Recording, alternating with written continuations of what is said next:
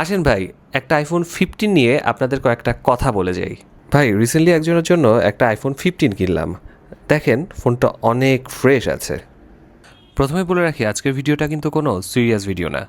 Fridge থেকে লেবু বের করে লেবুর শরবত খান, তারপরে কথা বলি।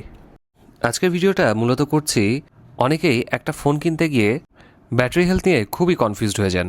কারণ ব্যাটারি হেলথে 3টা ইনফরমেশন পাওয়া যায়: ফোনটার ব্যাটারি হেলথ কত সাইকেল হয়েছে এই ব্যাটারির, এবং ফার্স্ট ইউজ কবে হয়েছিল এই ফোনটা। দেখেন, আমার হাতের যে আইফোন 15 আছে সেটার ফার্স্ট ইউজ দেখাচ্ছে জুলাই 2025, মানে প্রায় 1 বছর আগে এই ফোনটা কিন্তু অ্যাক্টিভ হয়েছিল। এর সাইকেল কাউন্ট 333 আর ম্যাক্সিমাম ক্যাপাসিটি 89%। 1 বছর মানে 365 দিনে এর সাইকেল কাউন্ট হয়েছে 333। 365 দিনে 333 সাইকেল কাউন্ট কিন্তু খুবই রিলেভেন্ট। এখানে যদি ফার্স্ট ইউজ দেখাতো জুলাই 2024 আর সাইকেল কাউন্ট দেখাতো 333, তাহলে জিনিসটা কিন্তু খুবই সন্দেহজনক ছিল।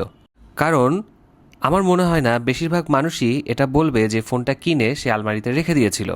সেই সাথে 333 সাইকেল কাউন্টে ম্যাক্সিমাম ক্যাপাসিটি 89%, এটাও কিন্তু খুবই রিলেভেন্ট। আর এই ফোনটা আমি যার থেকে নিয়েছি তিনি আমার খুবই কাছের মানুষ। আমি জানি এই ফোনটা কখনোই খোলা হয়নি বা কোনো প্রবলেমও হয় না এই ফোনটার।